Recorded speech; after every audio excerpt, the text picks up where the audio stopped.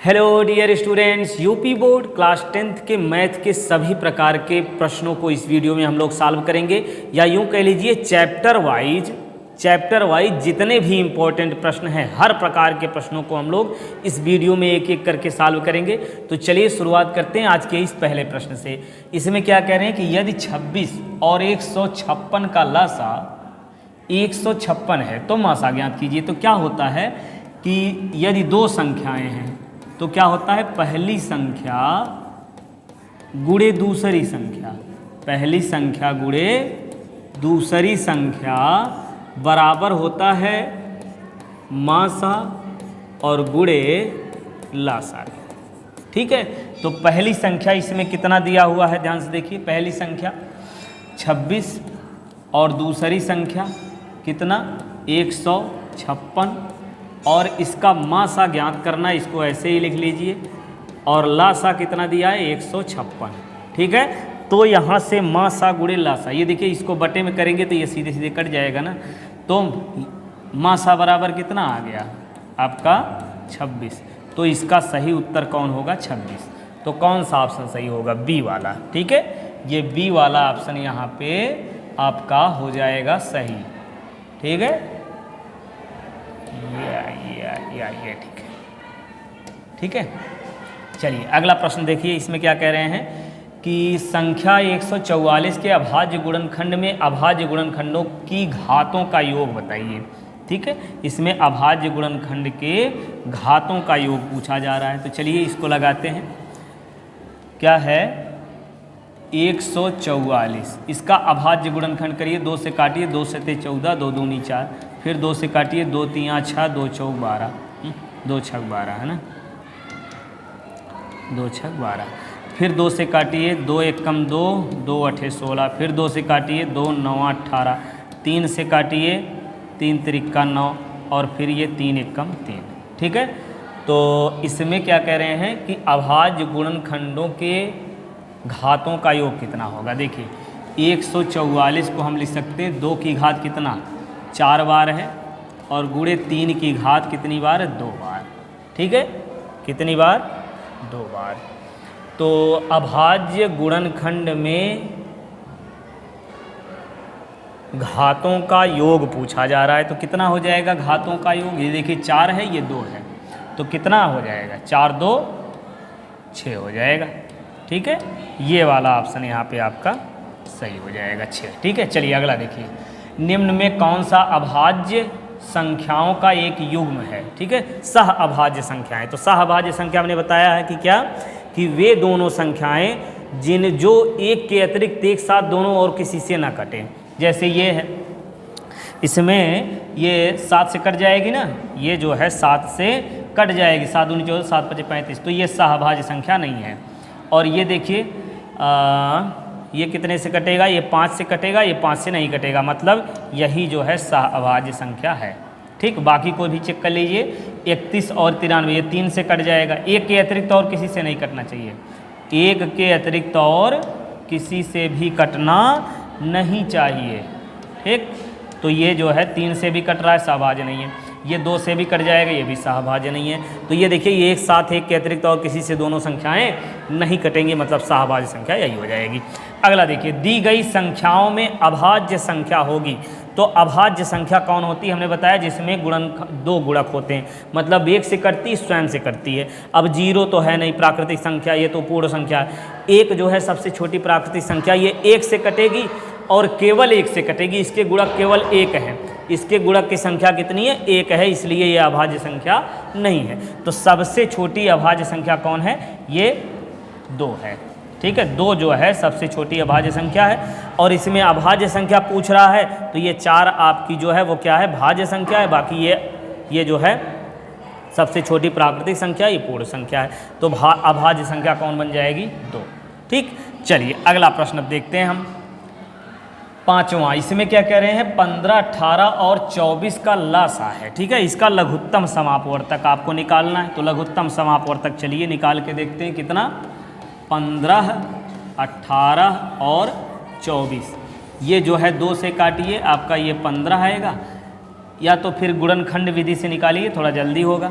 चलिए इससे भी देख लेते हैं, लासा पूछ रहे हैं ना। तो 2 9 18, 12 दूनी 24। अब देखिए इसको काट दीजिए 3 से, यही 3 पचे 15, 3 तियाँ 9, 3 चौक 12।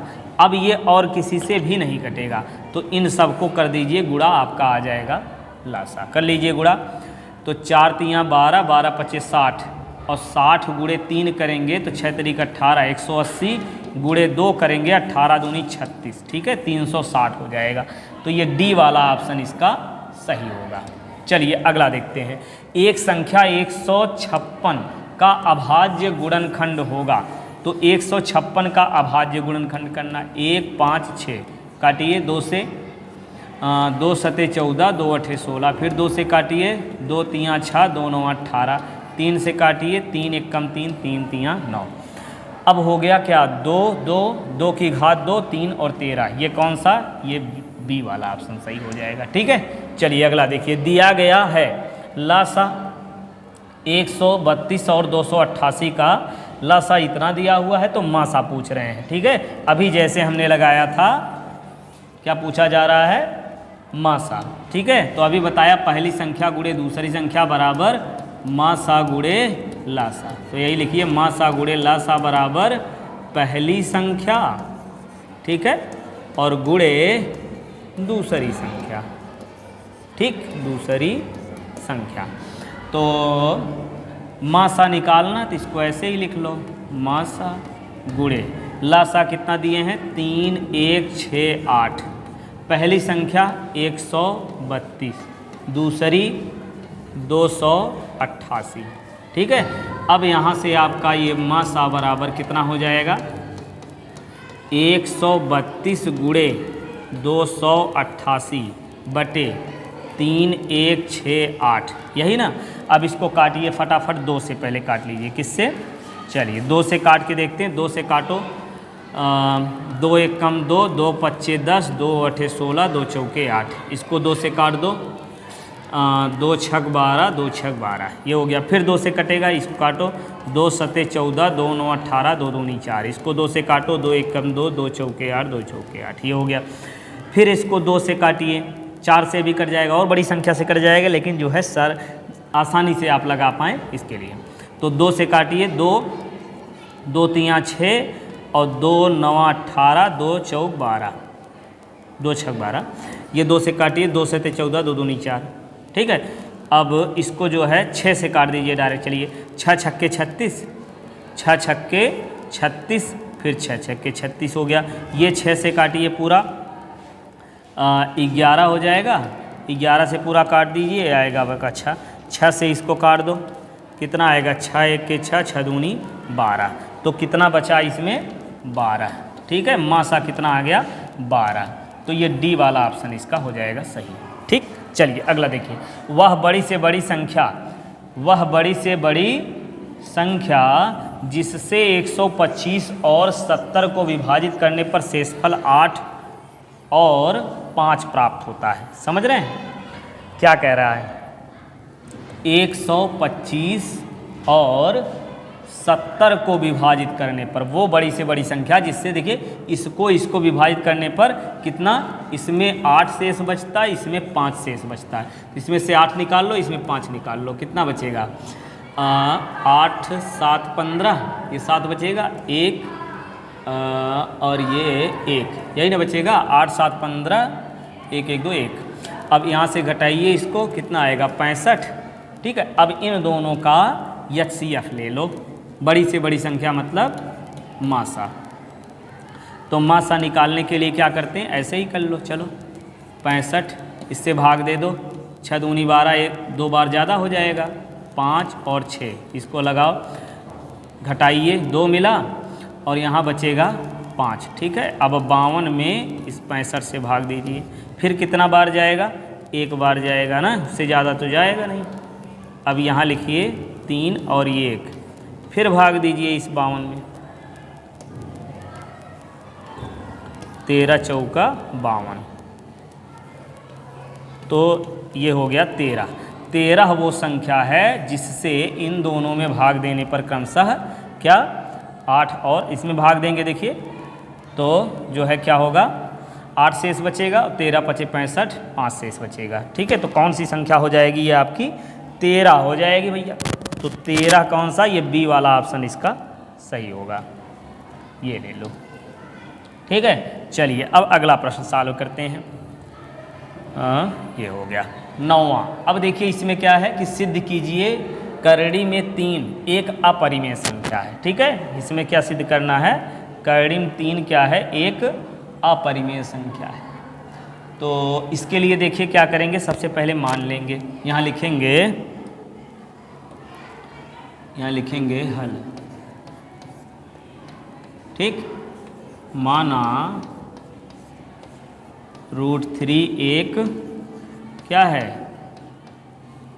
परिमेय संख्या है, एक परिमेय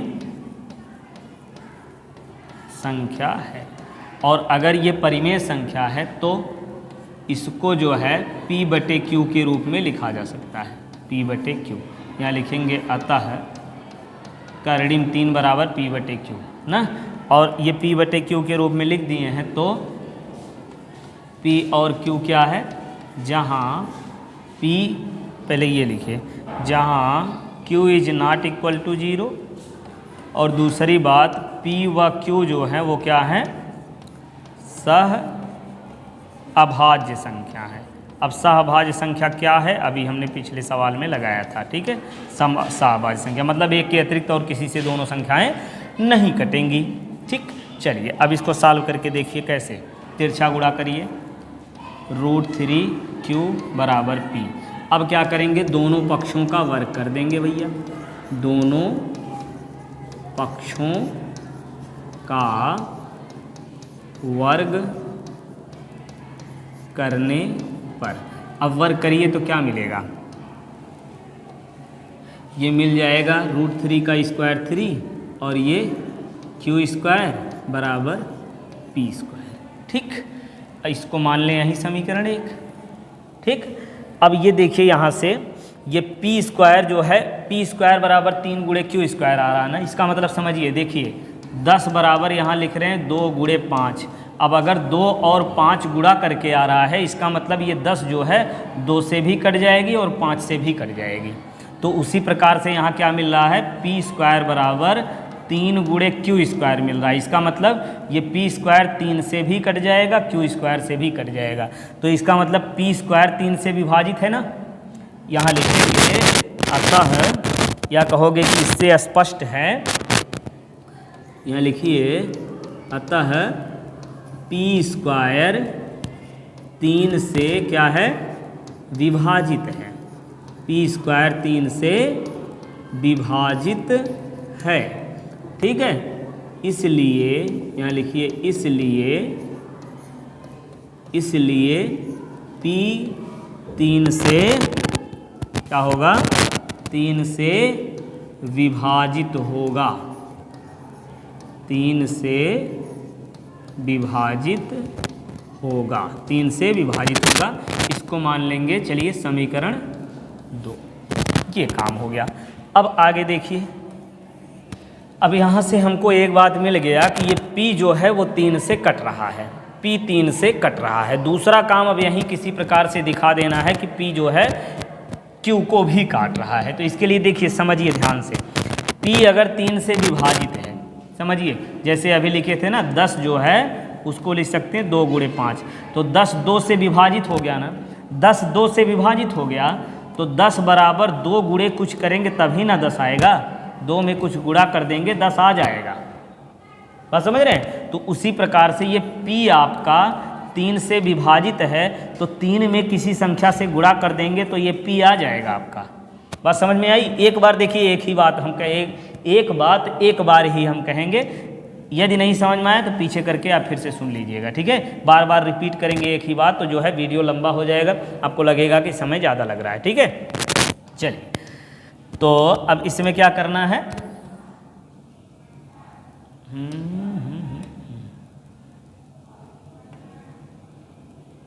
चलिए देखते हैं क्या करें। ये ले लो भैया। P 3 से विभाजित है, यहाँ P 3 से विभाजित है अतः p अगर 3 से विभाजित है, अतः p बराबर हम क्या 3 के लिख सकते हैं। p बराबर 3 के x y जो आपको अच्छा लगे कुछ भी लिख दीजिए, हैं, ये मान लीजिए। अब इसको जो है समीकरण बना दें, यानी दीजिए क्या ज़रूरत है। p बराबर 3 के, अब p बराबर 3 के समीकरण में रख दीजिए। p बराबर 3 के किस में रखिए, समीकरण 1 में। p बराबर 3 के समीकरण 1 में रखने पर, अब समीकरण 1 में रखिए p बराबर 3 के, तो क्या मिलेगा, ये मिल जाएगा 3q² बराबर p की जगह कितना लिखना, 3k का 3k, p की जगह 3k। अब p का स्क्वायर है तो इस पूरे का स्क्वायर कर लो। ये आ गया आपका 3q² बराबर 3 3 9 k², 3 से काट दो ये, तो आपका आएगा q² बराबर 3k²। अब ध्यान दीजिए, जैसे यहाँ मिला था p² बराबर 3q², तो हमने क्या लिखा, p² 3 से विभाजित है तब p 3 से भी विभाजित होगा। ठीक उसी प्रकार से यहाँ भी लिखिए, क्या लिखेंगे कि अतः यहाँ लिखेंगे क्या, q² 3 से क्या है विभाजित है, p² 3 से विभाजित है, इसलिए p 3 से विभाजित होगा, p 3 से विभाजित होगा। अब इसको बनाइए समीकरण कितना, 1 2, ये आपका 3 हो गया। अब समीकरण 2 और 3 से देखिए, समीकरण समझिए, समीकरण 2 और 3 से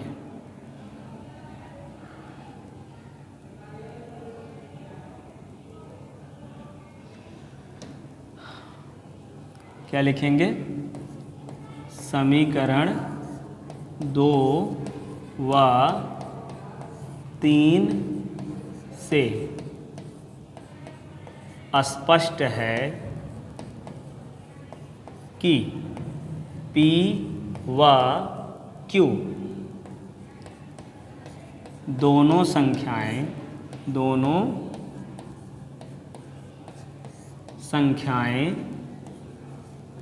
3 से क्या हैं विभाजित हो रही हैं, 3 से क्या हो रही हैं, विभाजित हैं, चलिए लिख देते हैं, विभाजित हैं। ठीक है, अब अगर 3 से विभाजित हैं तो 3 से अगर दोनों संख्याएं विभाजित हैं तो ये सहभाज्य संख्या नहीं है, तो सहभाज्य संख्या नहीं हो सकती। ठीक है, तो यदि परिमेय संख्या है तो p व q सहभाज्य संख्या होनी चाहिए, तो सहभाज्य संख्या होनी चाहिए। जबकि यदि हमने इसके बराबर किया तो यहाँ से हमको मिला कि p और q सहभाज्य संख्या नहीं है, 3 से विभाजित हैं, अतः p व q सहअभाज्य संख्या नहीं है। ठीक है, सहभाज्य संख्या ये नहीं है, तो इससे ये हमारी कल्पना का विरोधाभास है, ये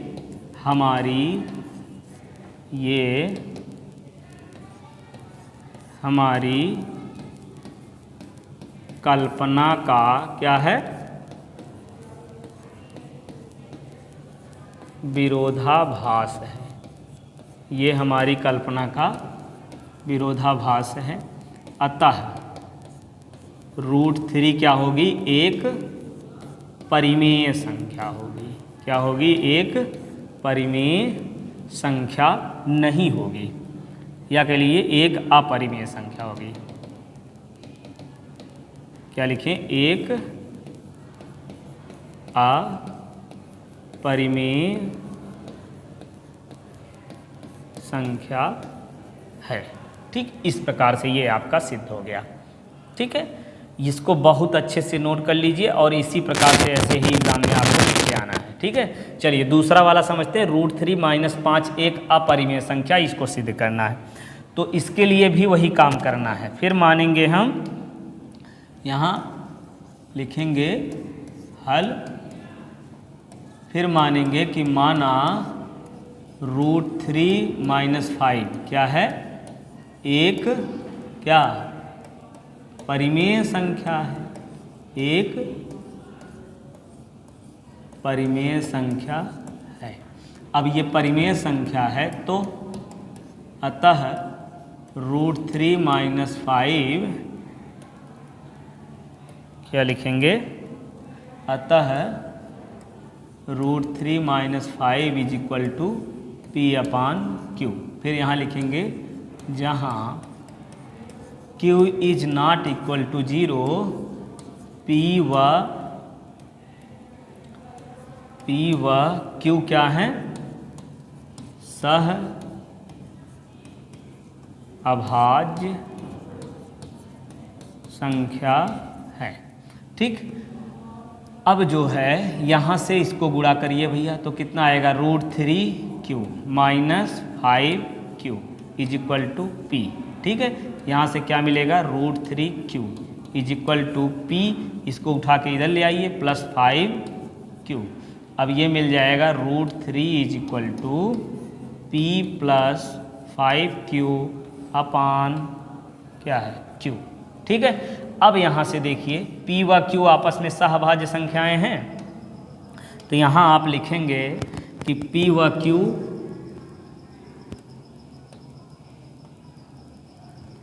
ऐसे लिखेंगे, P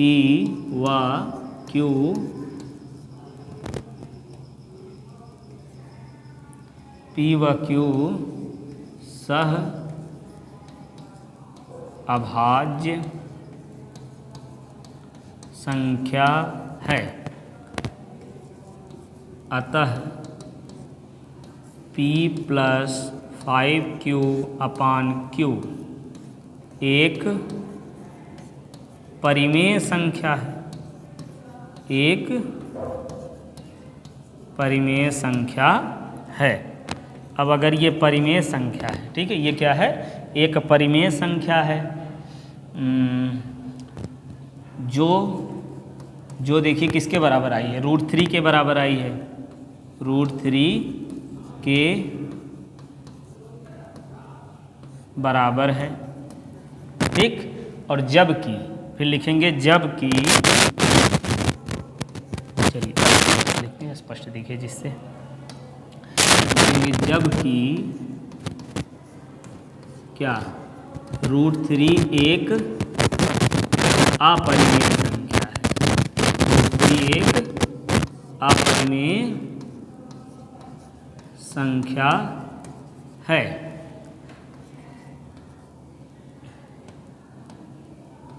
ये हमारी कल्पना का विरोधाभास है, ये हमारी कल्पना का क्या है, विरोधाभास है, ये हमारी कल्पना का विरोधाभास है। अतः √3 - 5 क्या होगी, एक अपरिमेय संख्या है, एक अपरिमेय संख्या है। ठीक है, ऐसे ही लिख देना है। तो ये भी आपका अपरिमेय संख्या, ये भी सिद्ध हो गया। चलिए अब देखते हैं 10वां प्रश्न। ये, यदि द्विघात बहुपद इतना के शून्यकों में से एक शून्यक -3 है तो दूसरे शून्यक का मान बताइए। ठीक है, क्या करना है, दूसरे शून्यक का मान निकालना। एक शून्यक मतलब यक्ष का जो मान प्राप्त होता वही है। ठीक है, दूसरे शून्यक का मान निकालना है। तो क्या करेंगे, यहाँ लिखेंगे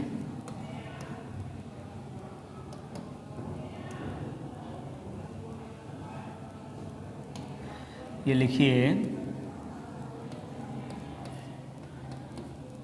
k कितना है, k - 1 x² और फिर प्लस kx + 1 का एक शून्यक -3 है अतः यक्स बराबर -3 रखने पर, अब यक्स की जगह -3 रख करके इसको सॉल्व करिए, तो ये आएगा आपका k-1, ठीक। और फिर यक्स की जगह यहाँ रखेंगे -3 का स्क्वायर प्लस k और गुणे में -3 प्लस 1, और ये शून्यक है तो बराबर शून्य आना चाहिए। तो यहाँ से देखिए 9 बन गया, 9 का गुणा करिए 9k, ठीक है, और -9, और फिर ये -3k + 1 बराबर 0। अब ये 9k में से 3k निकाल लीजिए, बचा 6k -8 बराबर, ठीक है, -9 + 9 घट जाएगा तो बराबर 0। तो आया आपका 6k बराबर 8। तो यहाँ से हमको मिल जाएगा k बराबर 8/6, ठीक है।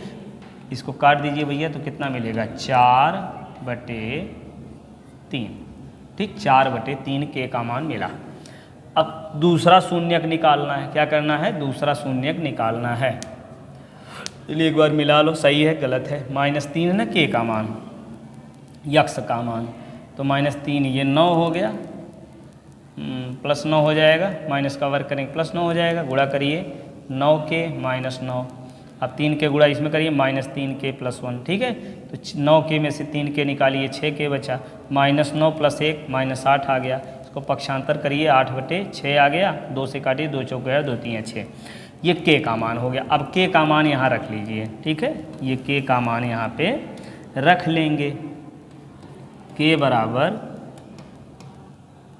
क्या लिखेंगे, k बराबर 4/3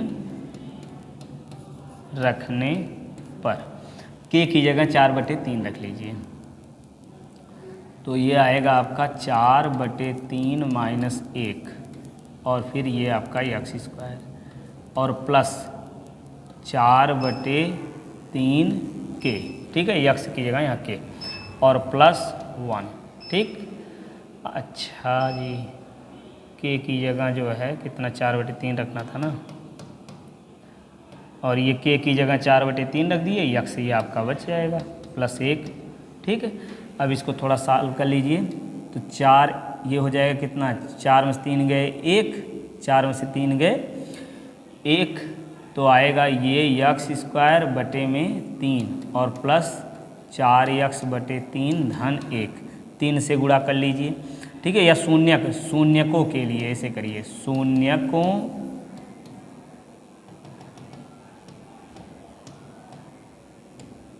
यहाँ लिखेंगे, शून्यकों के लिए, तो शून्यकों के लिए क्या करना है, इसी का मान जो है शून्य कर देना है, कर लीजिए। तो कितना बन जाएगा, यक्स स्क्वायर बटे 3 और प्लस 4x/3 और प्लस 1 बराबर 0, ठीक है। 3 से सब में गुणा करा दीजिए, तो x square plus 4x plus 3 बराबर 0, 3 1 कम 3 हो जाएगा, तो x square plus 3x plus 1x plus 4 बराबर प्लस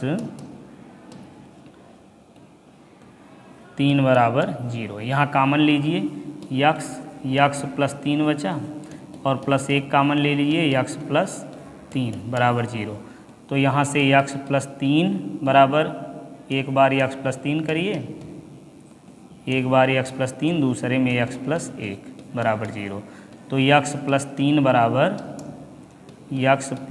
बराबर 0 करेंगे तो यक्स बराबर आएगा -3, एक उत्तर ये हो गया। एक मूल तो -3 कह रहे हैं, दूसरा मूल कितना, यक्स प्लस 1 बराबर 0, तो यक्स बराबर आएगा -1, ठीक। तो ये दूसरा मूल आ गया -1, ठीक। चलिए अगला लगाते हैं, अब 10वें के बाद 11वां। बहुपद x square plus 7x plus 12 के शून्यक ज्ञात कीजिए जिनके इसके शून्यकों और गुणांकों के बीच के संबंध का सत्यापन कीजिए।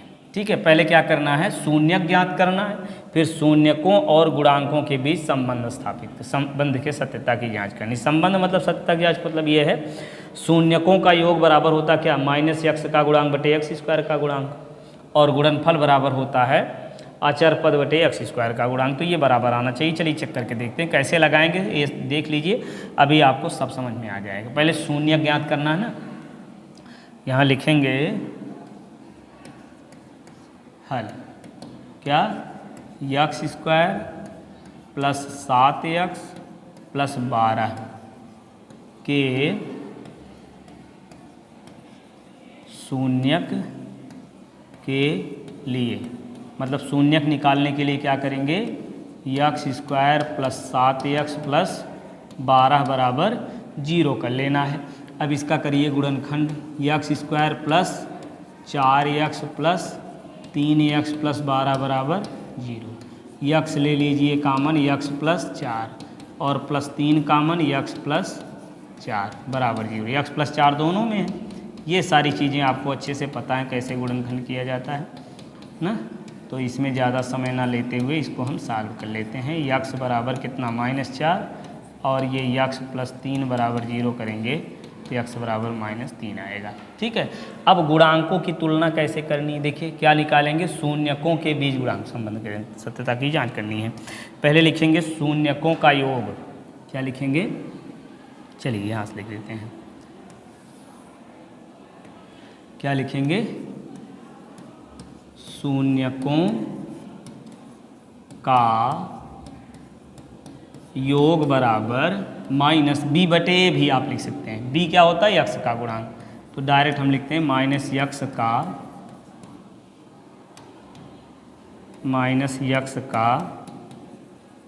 गुणांक और बटे यक्स स्क्वायर का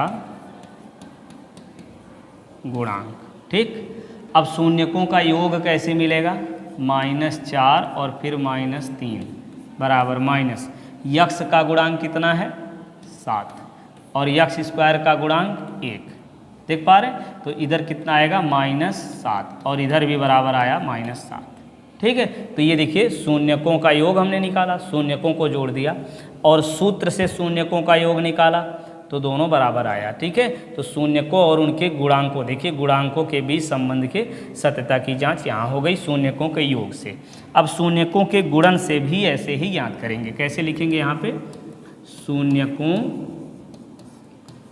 का गुणनफल। ठीक है, शून्यकों का गुणनफल बराबर होता है अचर पद बटे यक्स स्क्वायर का गुणांक। यहाँ c बटे ए आप भी लिख सकते हैं ना, c बटे ए भी आप लिख सकते हैं। शून्यकों का गुणनफल, शून्यकों का गुणनफल कितना बनेगा, -3 गुणे -4। ठीक है, अब इधर करके देखिए अचर पद कितना है, गिनती वाला पद 12 और बटे एक्स स्क्वायर का गुणांक कितना 1। अब इसको हल करिए, माइनस प्लस हो जाएगा, 12 बराबर कितना आया 12। ठीक है, इस प्रकार सूत्र के सत्यता की जांच भी हो गई। ठीक, ये हो गया 11वां प्रश्न। चलिए अगला आप देखते हैं, 50 प्रश्न हमको सॉल्व करना है एक एक करके भैया। के का मान ज्ञात कीजिए जिसके लिए समीकरण इतना और इतना एक अद्वितीय हल है। क्या है, अद्वितीय हल है। तो समझिए a1x b1y प्लस c1 बराबर 0, दूसरा a2x b2y प्लस c2 बराबर 0। ये समीकरण 1 बना और ये समीकरण 2 बना। ये इन दोनों में अद्वितीय हल है तो क्या होता है, कंडीशन समझिए पहले, a1 अपान a2 बराबर b1 अपान b2 बराबर c1 अपान c2। देखिए 3 कंडीशन है, चलिए 3 बार यहाँ लिख देते हैं हम, a1 बटे a2 b1 बटे b2 और c1 बटे c2। चलिए अभी देखते हैं कितनी आसानी से आपको ये याद होने वाला है। ये b1 अपान b2 बराबर c1 अपान c2 ये है। अब देखिए कि यदि ये प्रतिच्छेदित कर रहे हैं तो ये अनुपात बराबर नहीं होगा। ठीक, और यदि जो है ये क्या है कि समांतर है, अगर ये समांतर तो ये बराबर होगा, ये बराबर नहीं होगा। ठीक है, और यदि दोनों रेखाएं एक दूसरे के ऊपर से होकर के जा रही हैं तो क्या हो जाएगा, ये कंडीशन हो जाएगा। अब देखिए ये हर जगह मिल रही है, ये दो एक जगह मिल रही है, तो ये दोनों कंडीशन जो हैं वे क्या है, संगत हैं। हल इसमें क्या है, संगत है, मतलब हल प्राप्त होगा। इसमें कितने हल प्राप्त होंगे, एक अद्वितीय हल प्राप्त होगा। तो एक अद्वितीय हल होने के लिए क्या होता है, a1/a2 not equal to b1/b2 होता है। और यदि कोई हल नहीं है, कोई हल नहीं है मतलब समांतर है, तो a1/a2 बराबर b1/b2 होता है, ठीक है, नॉट इक्वल टू c1/c2, ठीक है। और तीसरी बात ये देखिए, ये क्या है, कोई हल नहीं, ये क्या कंडीशन है, कोई हल नहीं। जितने बिंदु पर दोनों रेखाएं मिलती हैं उतने हल होते हैं। ये हर जगह मिल रही है, तो यहाँ क्या है, अनेक हल हैं, लिखेंगे अपरिमित रूप से अनेक हल हैं। ये 3 कंडीशन आपको अच्छे से याद रखना है, ठीक है। तो जहाँ हमने फार्मूला बताया है वहाँ पे सारे नियमों को सारे फार्मूलों को एक बार में बताए हैं। अब इस वीडियो में सभी प्रकार के प्रश्नों को एक ही वीडियो में हम लोग सॉल्व करेंगे, जिससे आपको पूरी बात अच्छे से समझ में आ जाए, ठीक है। चलिए, तो यहाँ पे क्या होगा, करके देखिए, a1 की जगह कितना है, 2, ठीक है। यहाँ लिखेंगे, अच्छा देखिए लिखना कैसे, इसको भी चलिए लिखते चलते हैं। क्या लिखेंगे कि इतना और इतना के अपरिमित रूप से अनेक हल है। समीकरण 1 और 2 के अपरिमित रूप से, अच्छा इसमें कह रहे हैं एक हल है ना, चलिए इसको मिटा दें पहले, केवल यही क्वेश्चन वाला लगा। ये नोट करना है तो नोट कर लीजिए, ये वाली चीज़ मिटा रहे हैं इसको, ठीक है। ये फार्मूला था, हमको समझाना था, समझा दिए हैं, ठीक है। चलिए यहाँ क्या लिखेंगे, ये अद्वितीय हल है,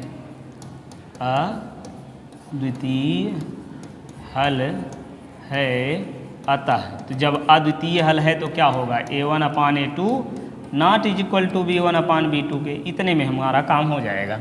a1 की जगह कितना है आपका, 2 बटे a2 की जगह 3, ठीक है, नॉट इज इक्वल टू होना चाहिए b1 का मान कितना, k, और बटे b2 का मान -5। अब ये हल कर लीजिए, 3k not is equal to 5 दूनी 10 -10 के, ठीक है। तो यहाँ से k बराबर आएगा आपका, k बराबर क्या आएगा, नॉट इज इक्वल टू -10/3 के, ठीक है। तो k का मान -10/3 नहीं होना चाहिए, ठीक, बस ख़त्म कहानी इसकी। चलिए अगला देखते हैं। ये p के किन मानों के लिए निम्न समीकरणों के युग्म एक अद्वितीय हल है, ठीक है। इसमें भी कह रहे हैं अद्वितीय हल हैं, तो अद्वितीय हल हैं, आप पूरा फार्मूला लिखिएगा, हम केवल क्वेश्चन लगा रहे हैं, ठीक है। तो अद्वितीय हल हैं, तो इसके लिए क्या होगा, a1/a2 not is equal to b1/b2। तो a1 आपका आ गया 4, a2 आ गया 2, बराबर नहीं होना चाहिए किसके, p/2 के, काट दीजिए, 2 दूना 4, तो ये आया आपका 2/1 बराबर नहीं है p/2 के। तो p बराबर नहीं है किसके, 2 दूना 4 के, तो p जो है यहाँ 4 के बराबर नहीं होना चाहिए, ठीक। चलिए अगला देखते हैं। अब 14वां, दिखाइए कि रैखिक समीकरण इतना तथा इतना के अनेक हल हैं। कितने हल हैं, अनेक हल हैं। तो यदि अनेक हल हैं तो क्या होगा, a1/a2 बराबर b1/b2 बराबर c1/c2, ये तीनों बराबर होना चाहिए। तो अनेक हल हैं, दिखाइए कि इतना के अनेक हल हैं, ठीक। तो ये कंडीशन होना चाहिए। कहेंगे कि यहाँ पूरा लिखेंगे आप, a1x b1y प्लस c1 बराबर 0, a2x plus b2y plus c2 बराबर 0 के अनेक हल हैं तो इतना होना चाहिए। फिर अब यहाँ से निकाल के देखिए, a1/a2 निकालिए, a1 की जगह 3, a2 की जगह 9, तो 3 3 9 हो गया, आ गया 1/3।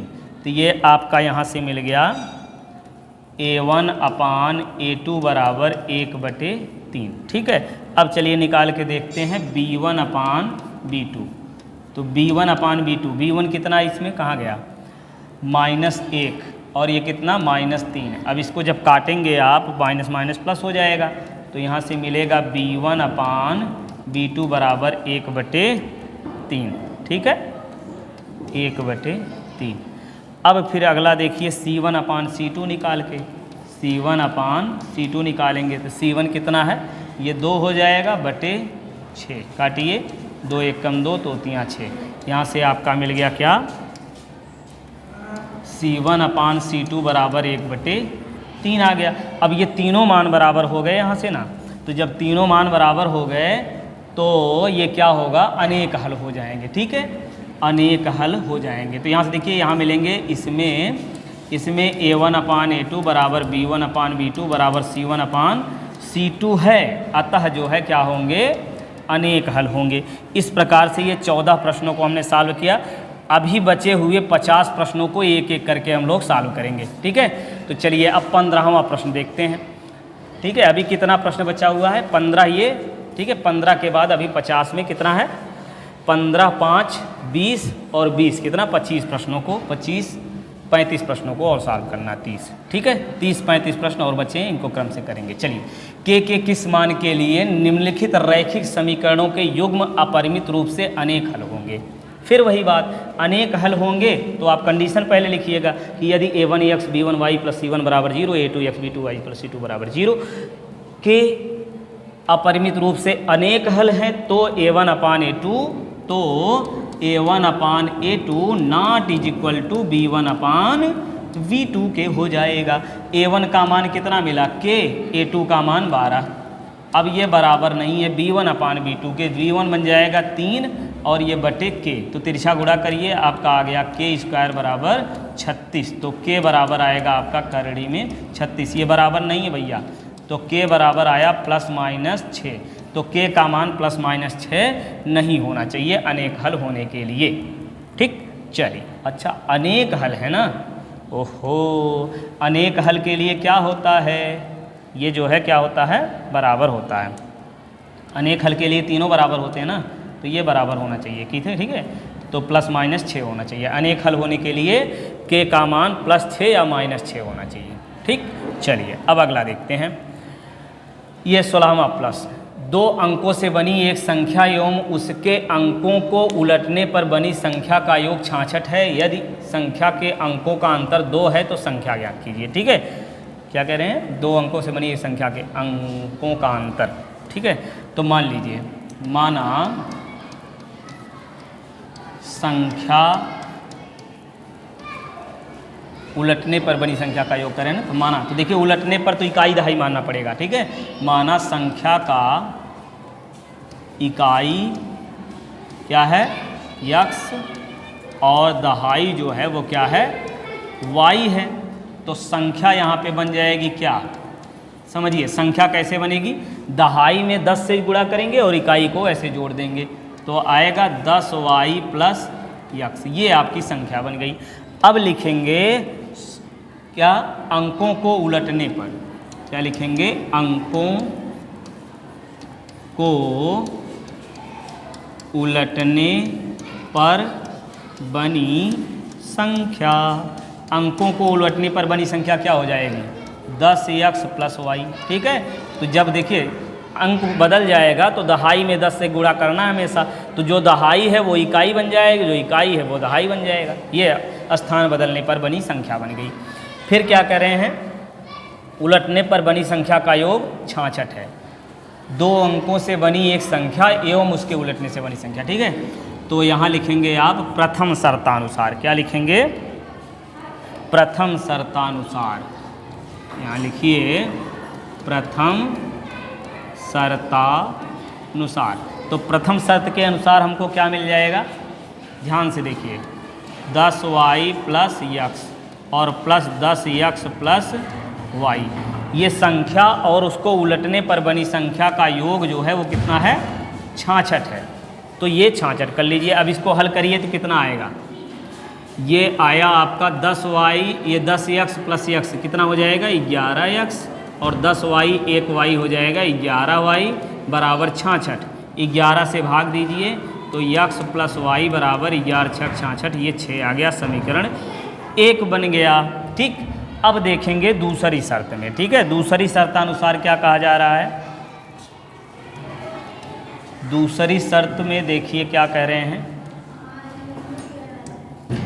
ये देखिए दूसरी शर्त में यदि संख्या के अंकों का अंतर 2 है, अंकों का अंतर कितना है, 2, यहाँ लिखेंगे दूसरी शर्तानुसार।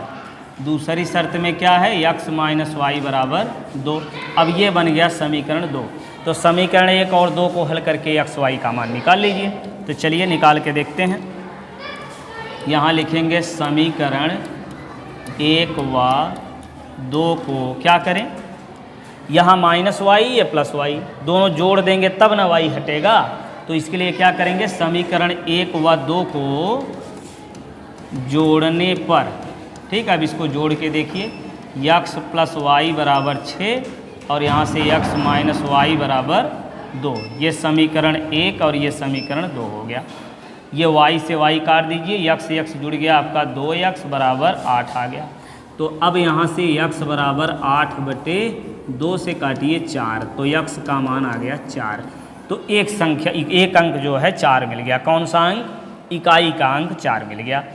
अब दहाई का अंक निकालने के लिए ये मान समीकरण 1 में या फिर 2 में, जिसमें आपकी इच्छा हो उसमें रख सकते हैं।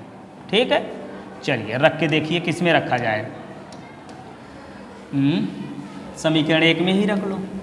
समीकरण 1 में x का मान रखने पर, चलिए रखिए x का मान कितना लिखना, 4।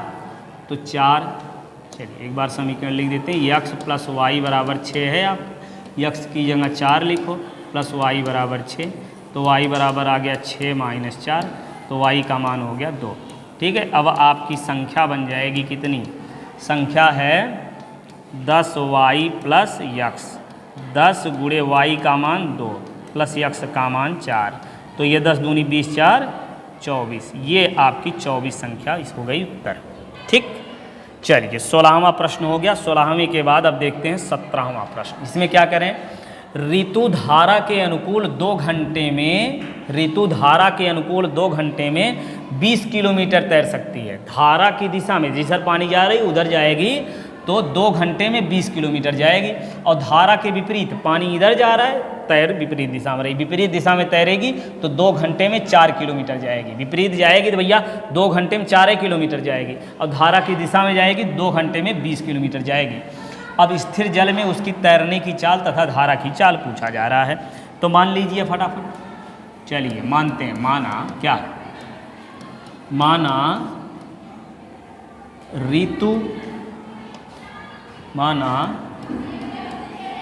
ऋतु की चाल x किमी प्रति घंटा, क्या माने, x, ऐसे कर लीजिए, x किलोमीटर प्रति घंटा। ठीक है, और धारा की चाल, यहाँ लिखेंगे धारा की चाल कितनी, y किलोमीटर प्रति घंटा कर लो। ठीक, अब धारा की दिशा में चाल, यहाँ लिखेंगे धारा की दिशा में ऋतु की चाल। धारा की दिशा में कितनी हो जाएगी, x प्लस वाई दोनों जुड़ जाएगा। और अब लिखेंगे धारा के विपरीत ऋतु की चाल। तो विपरीत दिशा में ऋतु की चाल तब भी ज़्यादा है, तो ये धारा की चाल इसमें घटा दीजिए तो x माइनस वाई आ जाएगी। अब कह रहे हैं धारा के अनुकूल 2 घंटे में 20 किलोमीटर जाएगी, तो यहाँ लिखेंगे धारा के अनुकूल मतलब धारा की दिशा में, धारा की दिशा में, धारा की दिशा में समय निकाल लें क्या, चलिए समय निकालते हैं। दोनों समय 2 घंटे दिए हुए हैं, इसी से काम कर लीजिए। तो धारा की दिशा में जाने में कितना, कितना जाने में 20 किलोमीटर जाने में लगा समय, समय बराबर हो जाएगा आपका दूरी बटे चाल। तो समय कितना लग रहा है जी, 2 घंटा। दूरी कितना जा रहा है, 20 किलोमीटर। किस चाल से, धारा की दिशा में चाल है x प्लस वाई। इसका गुणा करिए भैया, तो आ जाएगा, इसको 2 से काट ना, 2 2 1 2, ये 10। तो यहाँ से आपका आ जाएगा कितना, x प्लस वाई बराबर 10। ठीक है, ये समीकरण 1 बन गया। अब फिर ऐसे ही निकालिए धारा के विपरीत दिशा में। क्या लिखेंगे? धारा के विपरीत या प्रतिकूल, धारा के प्रतिकूल 4 किलोमीटर जाने में लगा समय। ठीक है, 4 किलोमीटर जाने में लगा समय। फिर वही बात, दूरी बटे चाल हो जाएगी, समय वही 2 घंटा है, दूरी जा रहे हैं 4 किलोमीटर, प्रतिकूल चाल x माइनस वाई है ना। चलिए इसको भी काट दो, 2 1 कम 2, 2 दूना 4, तो 1 में गुणा करेंगे तो क्या आएगा? x माइनस वाई बराबर 2। ये बन गया समीकरण 2। ठीक, समीकरण 1 और 2 को हल कर लेंगे तो आपको धारा की चाल और तैरने की चाल दोनों आ जाएगी ना। हल कर लेंगे ना। चलिए हम भी कर देते जल्दी से फटाफट। समीकरण 1 और 2 को जोड़िए, x प्लस वाई बराबर 10 और ये x माइनस वाई बराबर 2। अब ये y से y कट गया, 2x बराबर 12, तो x बराबर 12 बटे 2 से काटिए 6 आ गया, x का मान 6। ठीक है, x का मान 6 मतलब ऋतु की चाल 6 किलोमीटर प्रति घंटा हो गई। धारा की चाल निकालना, x का मान रख लो समीकरण 1 में। समीकरण 1 में रखने पर 1 में रखो x की जगह 6 प्लस y बराबर 10, तो y बराबर 10 माइनस 6 कितना आ गया? 4। ठीक है, तो आ गई। यहाँ नीचे लिखेंगे आप ऋतु की चाल 6 किलोमीटर प्रति घंटा, धारा की चाल 4 किलोमीटर प्रति घंटा।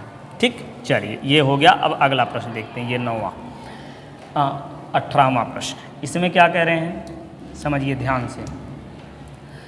4 कुर्सी 7 मेज़ों का मूल्य 336 है और 6 कुर्सी और 10 मेज़ों का मूल्य 520 है, तो एक कुर्सी और एक मेज़ का मूल्य अलग अलग ज्ञात कीजिए। ठीक है, तो चलिए मान लेते हैं, माना यहाँ लिखेंगे, माना एक क्या है? कुर्सी, एक कुर्सी का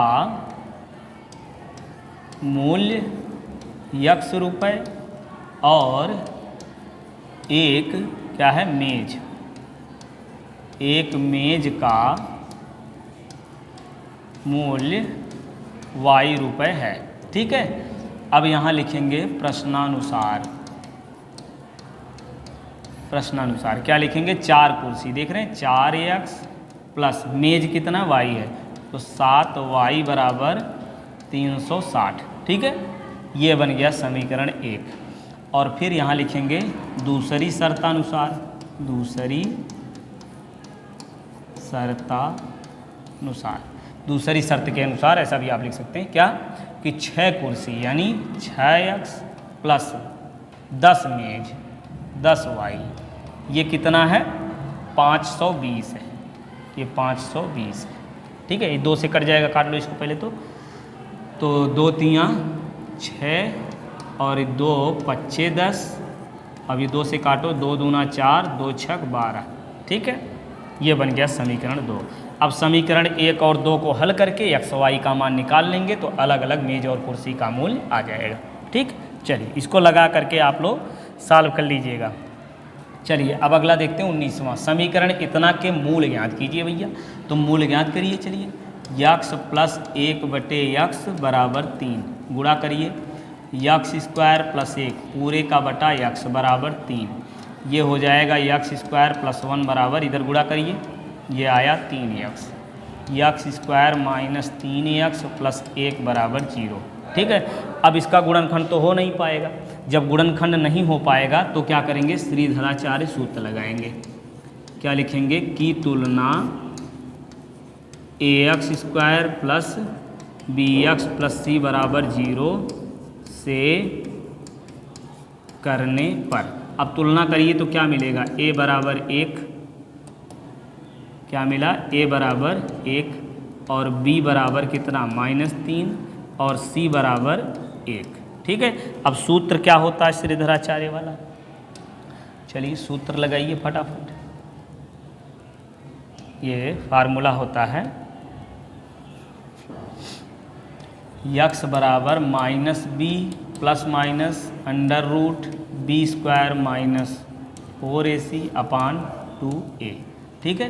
तो माइनस बी का मान कितना लिखना है, -3, ठीक है, plus minus under root B की जगह -3 का स्क्वायर प्लस माइनस है -4 गुणे ए का मान 1 और सी का मान ये भी 1, ठीक है, और बटे में 2 गुणे ए का मान 1। सॉल्व करिए इसको, माने माने प्लस हो गया 3 प्लस माइनस, करड़ी में 3 का वर्ग हो जाएगा 9 और -4 तो ये आ गया 2।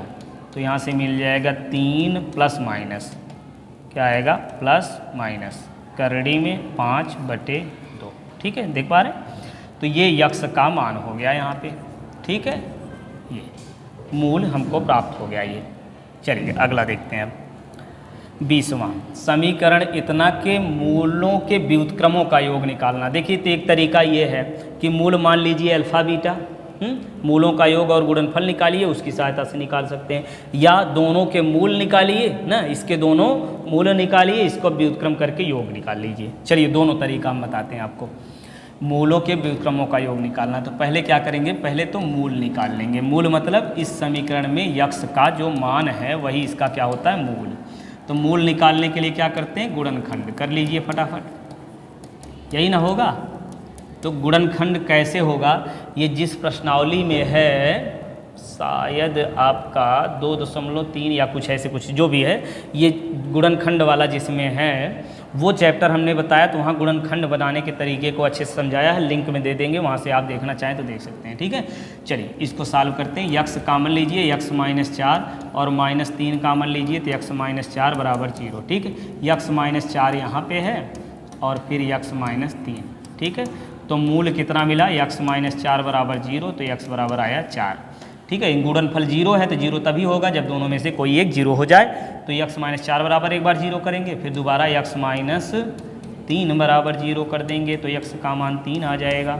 यक्स और वाई यक्स का दोनों मान मिल गया, मूल मिल गए। अब पूछ क्या रहे हैं, पूछा क्या जा रहा है, पूछ रहे हैं मूलों के व्युत्क्रम, मूलों के व्युत्क्रमों का योग पूछ रहे हैं जी। मूलों के व्युत्क्रमों का योग क्या होगा, मूल 4 है, व्युत्क्रम हो गया 1/4, दूसरा मूल 3 है तो व्युत्क्रम 1/3 हो गया। तो ये व्युत्क्रम हो गया का योग पूछ रहे हैं, तो योग कर लो, खत्म कहानी। 4 3 12, 3 और ये 4, कितना आएगा 7/12, ये आ गया मूलों के व्युत्क्रमों का योग। दूसरा तरीका, यदि गुणनखंड नहीं करना चाह रहे हैं तब कैसे लगाएंगे, समझिए। गुणनखंड नहीं करना चाह रहे हैं तब कैसे लगाएंगे, समझिए। क्या करेंगे, यक्स स्क्वायर -7x + 12 बराबर 0 के मूल अल्फा व बीटा हैं, ठीक है। तो मूलों का योग निकालिए, मूलों का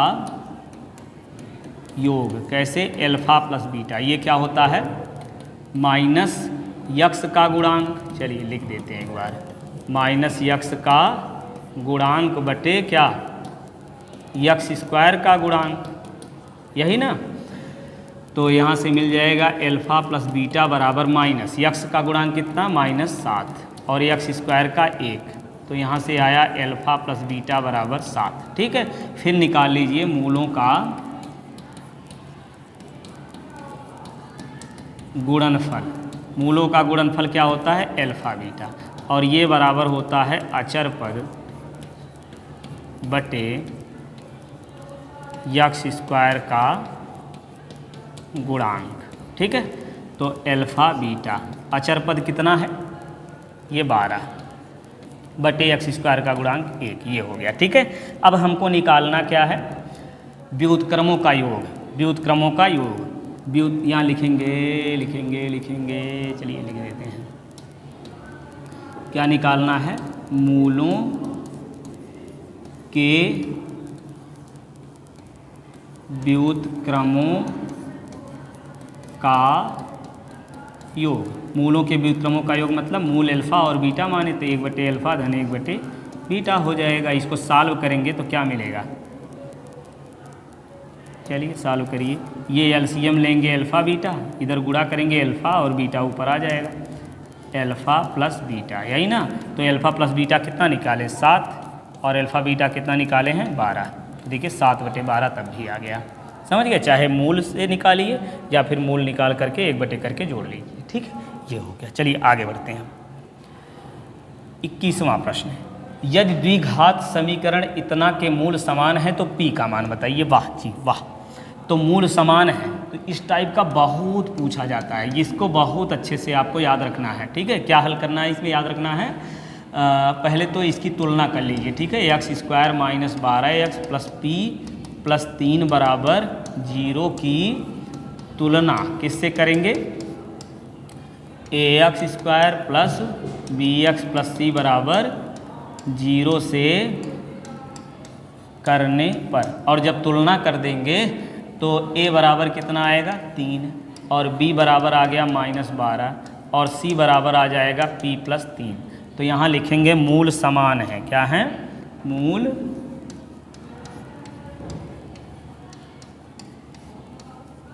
समान है। अतः विविक्त कर, क्या विविक्त कर 0 होगा। मूल समान कह रहे हैं ना, मूल समान है तो विविक्त कर 0 होगा। तो विविक्त कर निकालिए, b² - 4ac बराबर 0 होना चाहिए। b का मान कितना रखिए -12 का स्क्वायर, फिर -4 गुणे a का मान 3 और फिर c का मान p + 3।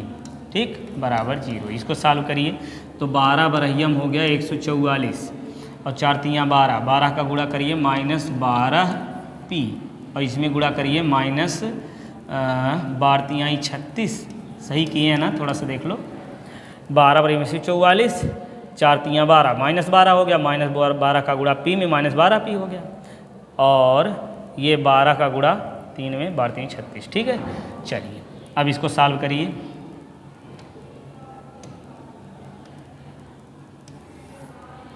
करिए भाई, देखिए तो -12p पहले तो लिख लो। ठीक है, और फिर 144 में से घटा दीजिए इसको तो कितना आएगा, 14 में से 6 गए, 8 × 6 = 14 होता है, 8 बचा और यहाँ बचेगा 3 में से 3 गए 0 और ये 1। ठीक है, 108 और 36 जोड़ेंगे 144 आएगा ना, 8 × 6 = 14, 3 × 4 = 1। ठीक है, और ये इतना बराबर 0। अब पक्षांतर करिए तो आपका आ जाएगा 12p बराबर 108। तो p बराबर 108। ये पहाड़ा तो आपको याद है, नहीं याद है कोई बात नहीं।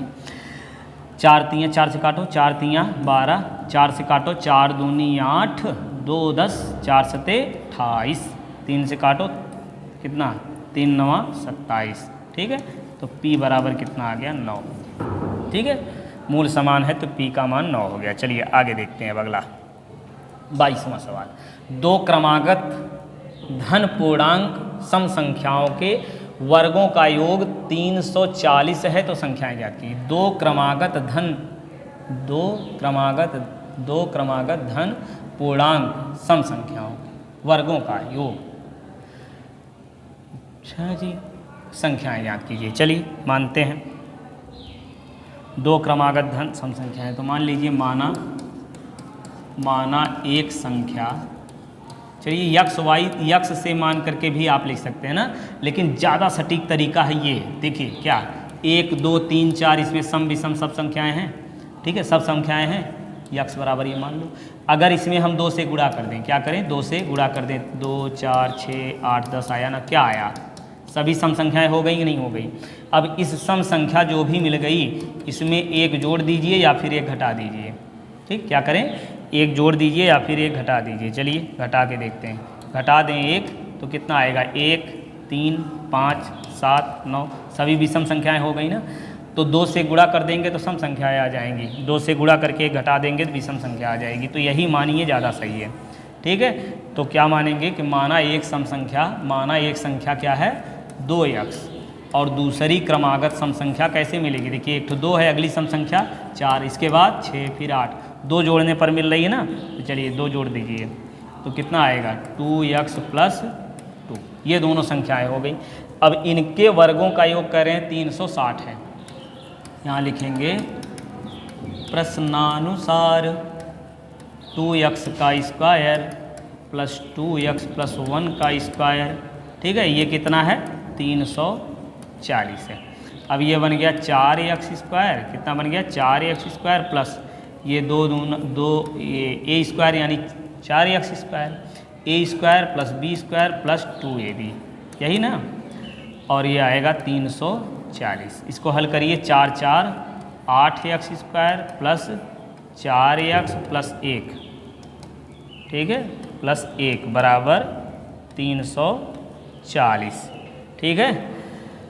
अब भैया क्या करें हम, इसका करिए 8 एकम 8, 8 का गुणा ऐसे करिए, दो संख्याएं ऐसी ढूंढिए कि गुणा करने पर 8 आए, जोड़ने या घटाने 4 हो जाए, होगा कि नहीं होगा। 8 एकम 8 और दूसरा बनेगा 4 दूनी 8, नहीं बन रहा है। दो क्रमागत सम संख्याओं के वर्गों का योग, अरे यार ये 2 है, ये 2 है, तो a square plus b square मतलब 2 का वर्ग 4 और 2 दूना 4 दूनी 8x बराबर 340।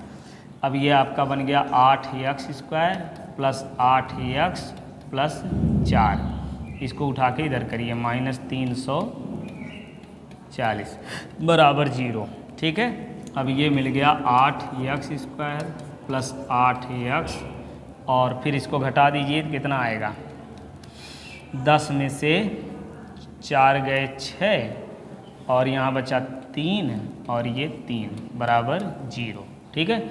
2 से कटेगा, 4 से कटेगा कि नहीं है, 4 से 4 8 32, 4 से कट जाएगा, तो 4 से सब में भाग दे दो, क्या आएगा, तो 4 दूनी 8 2x स्क्वायर और यहाँ 2x और माइनस इसमें 4 से भाग, 4 से 4 8 32, 32 1 33 16 हो गया, 4 4 16 बराबर 0, ये तो पूरा 8 से भी कट जाता, और 2 से काट लो, चलो और 2 से काट देंगे तो ये कितना मिल जाएगा, x square plus x minus 2 से काटिए, 2 चौके 8 2 दूना 4 बराबर 0, ठीक है।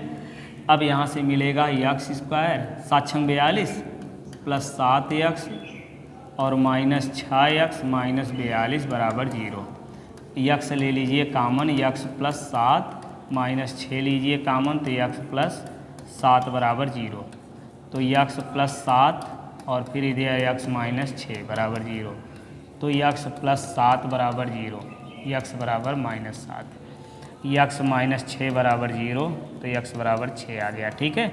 वो संख्या कौन हो गई, ये तो माइनस में आया, वो संख्या 6 है, ठीक है। वो संख्या कौन है 6, तो वो संख्या, अच्छा ये 6 आया x का मान है ना, तो ये संख्या क्या बनेगी, संख्या क्या माने हैं 2x, एक संख्या हो जाएगी 2 गुणे 6 दूनी 12 और दूसरी संख्या कितनी हो जाएगी, दूसरी संख्या 2x धन 2, ठीक है, तो 2 गुणे x का मान 6 धन 2, 6 दूनी 12 धन 2, ये आ गया 14, ठीक है। 12 और 14 का वर्ग करेंगे 340 आएगा, ठीक। चलिए अब अगला देखते हैं। ऐसी दो संख्याएं ज्ञात कीजिए जिनका गुणनफल 27 है, योगफल 27 और गुणनफल 182 है, ठीक है। चलिए शुरुआत करते हैं। पहले मानिए, यहाँ लिखेंगे हल, ठीक। माना दो संख्याएं याद कीजिए ना, माना एक संख्या x और दूसरी संख्या कितनी होगी, समझिए। दो संख्याओं का योग 10 है, मान लो दो संख्याओं का योग 10 है, एक संख्या 3 है तो दूसरी कितनी होगी 10 माइनस 3, वही ना 7, समझ गए। एक संख्या यदि 4 है, दो संख्याओं का योग 10 है, एक संख्या 4 है तो दूसरी कितनी होगी 10 माइनस 4 यानी 6, समझ गए। तो दो संख्याओं का योग 27, एक संख्या x है, दूसरी संख्या कितनी हो जाएगी 27 माइनस x, ठीक है। चलिए दोनों संख्याएं हो गई। अब पूछ क्या रहे हैं, संख्याओं का योग 27 है, गुणनफल 182 है। यहाँ लिखेंगे प्रश्नानुसार, प्रश्नानुसार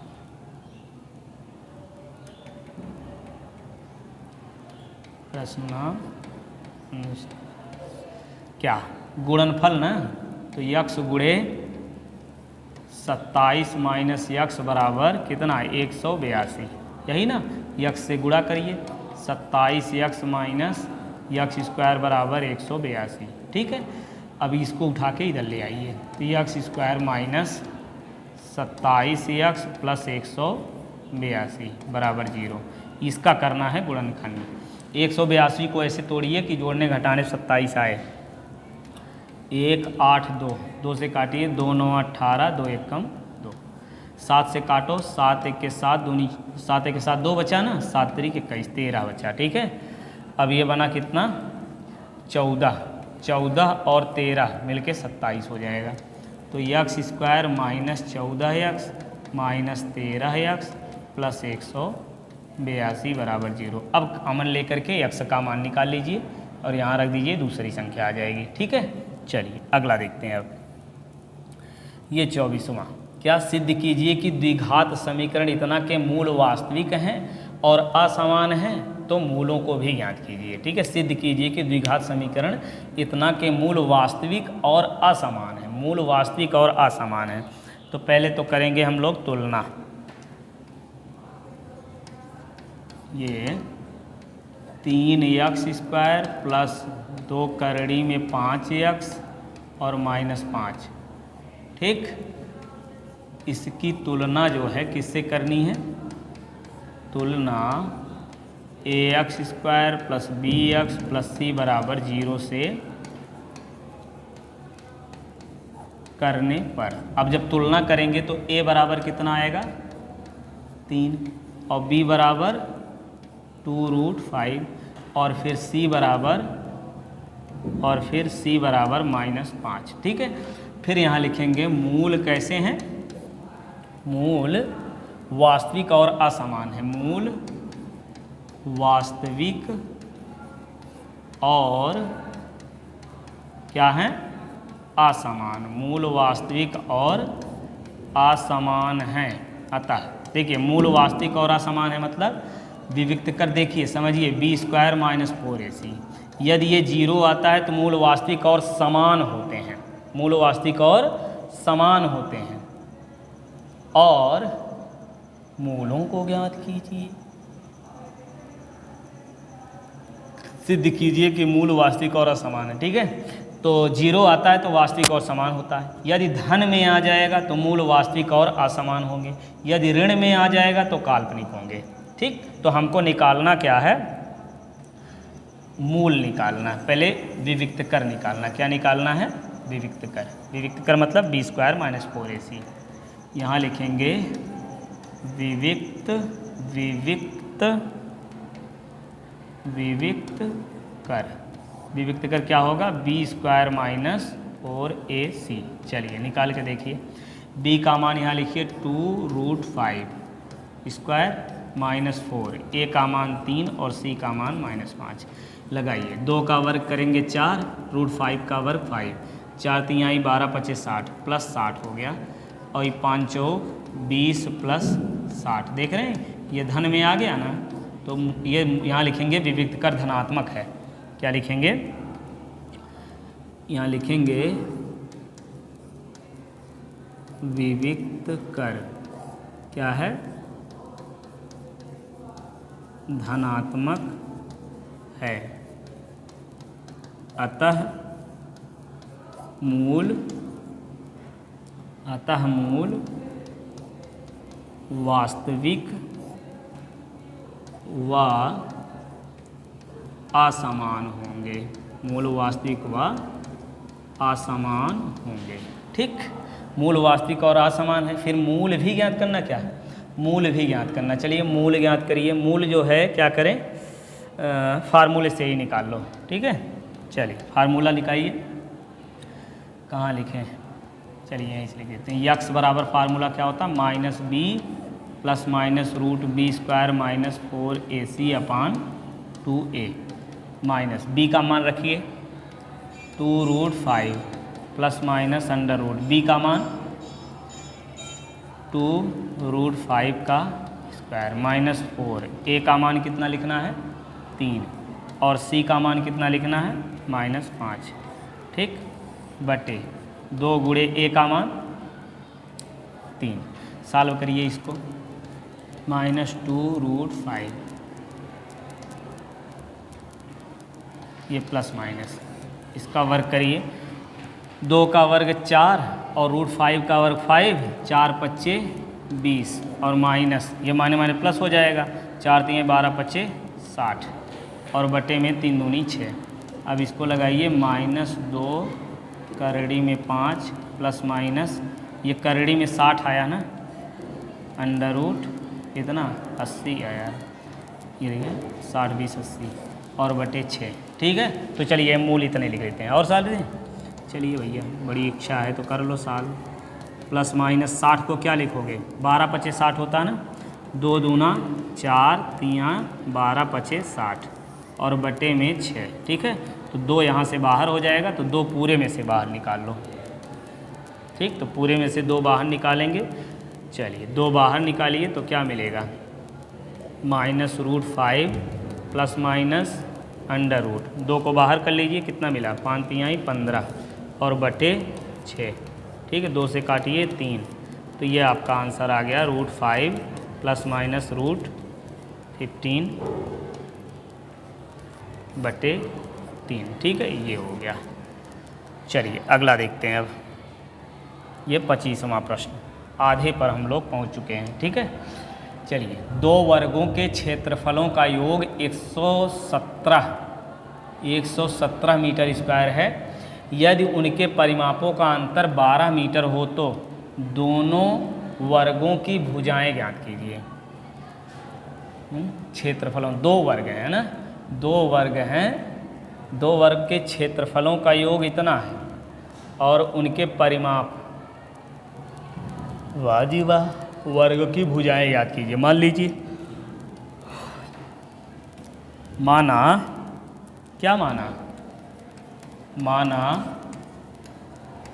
पहले वर्ग की भुजा x और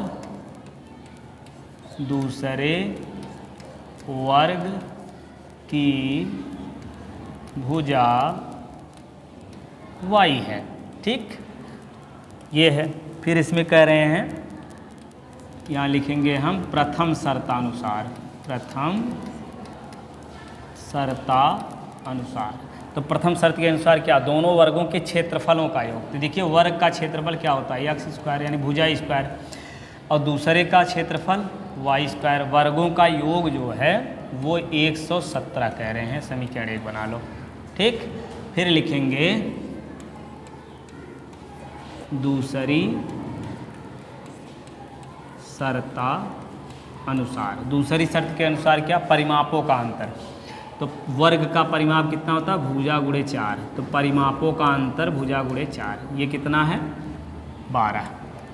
अब ये 4 से भाग दे दो, x माइनस वाई बराबर 4 3 12, तो x बराबर आएगा y प्लस 3, ठीक, ये समीकरण 2 हो गया। अब x का यही मान जो है क्या करेंगे, समीकरण 1 में रखेंगे। नीचे लिखिए x का मान समीकरण 1 में रखने पर, समीकरण 1 में रखने पर, अब समीकरण 1 में रखिए तो x² की जगह रखना है ना, x की जगह कितना लिखना, y प्लस 3 का स्क्वायर और फिर प्लस y², फिर बराबर 1 1 7, a प्लस बी का होल स्क्वायर करिए, y² प्लस 3 3 9 प्लस 2ab कितना 6y प्लस y² बराबर 1 1 7, ठीक है। अब ये y² आपका हो गया 2y² और फिर ये 6y माइनस 117 और ये प्लस 9 बराबर 0, 2y² प्लस 6y। अब इसको घटाइए, 17 में से 9 गए, 9 8 17, यहाँ बचा 10, ठीक है। 9 8 17, 100 इतना। अब ये 2 से कट रहा है, 2 से काट दो। y² प्लस 3y माइनस 2 5 10 2 चौके 8 बराबर 0, ठीक है।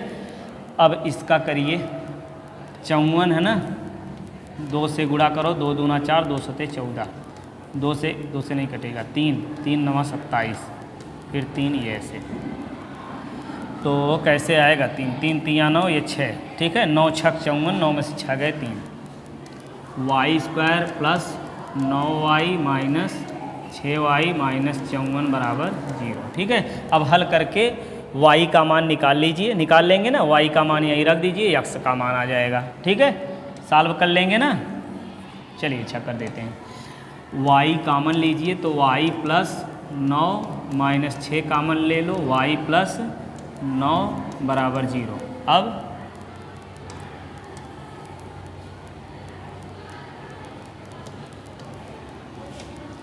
अब जो है यहाँ लिखेंगे y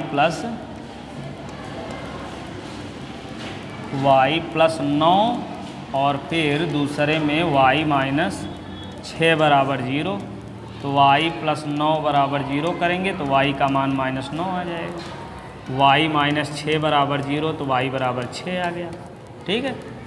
तो ये तो ऋणात्मक है, यही 6 लिख लीजिए, ठीक है। पहले x का मान जो है 6 हो गया, x का मान रखिए y का मान आ जाए, y का मान रखिए x का मान आएगा। समीकरण कहाँ से? 2 से। अब समीकरण 2 में जब रख देंगे तो x बराबर y का मान 6 प्लस 3 और y का ये आपका x का मान आएगा 9, ठीक है। तो एक वर्ग की भुजा हो गई, पहले वर्ग की भुजा हो गई 9, दूसरे वर्ग की भुजा हो गई 6, ठीक। 9 और 6 भुजा हो गई आपकी किसकी? दोनों वर्गों की। अब अगला देखिए, ये चैप्टर खत्म। अब समांतर श्रेणी से रिलेटेड प्रश्न है। इसमें क्या है ध्यान समझिए। एपी के प्रथम 51 पदों का योग ज्ञात कीजिए जिनके दूसरे और तीसरे पद क्रमशः 14 और 18 हैं। समझिए, समांतर श्रेणी मतलब एक निश्चित पद को जोड़ करके संख्याएं बनती है ना। तो जैसे पहला पद ए होता है, दूसरा पद ए प्लस डी होता है, तीसरा पद ए प्लस 2d होता है, चौथा पद ए प्लस 3d होता है। ऐसे पाँचवां पद क्या होगा? ए प्लस 4d। 10वां पद ए प्लस 9d। 11वां पद ए प्लस 10d। बोलिए भाई, तभी याद होगा। 15वां पद निकालना तो ए प्लस 14d। एक कम करके डी लिखना है, ठीक है। बस इतनी बात समझ गए तो देखो सॉल्व कर लेंगे। तो ए और डी चाहिए ना, तो मान लो, माना समांतर श्रेणी का प्रथम पद ए और सर्वांतर डी है। प्रथम पद ए और सर्वांतर डी है। दूसरे और तीसरे पद क्रमशः कह रहे हैं ना, तो देखिए फिर लिखेंगे यहाँ दूसरा पद। दूसरा पद क्या होगा? ए प्लस डी, ठीक है। दूसरा पद जो कह रहे हैं पहले उसको लिख लो, अच्छा लगेगा। दूसरा पद कितना है? 14। तो दूसरा पद कितना बनेगा? ए प्लस डी बराबर 14। ये बन गया समीकरण 1। फिर कह रहे हैं तीसरा पद।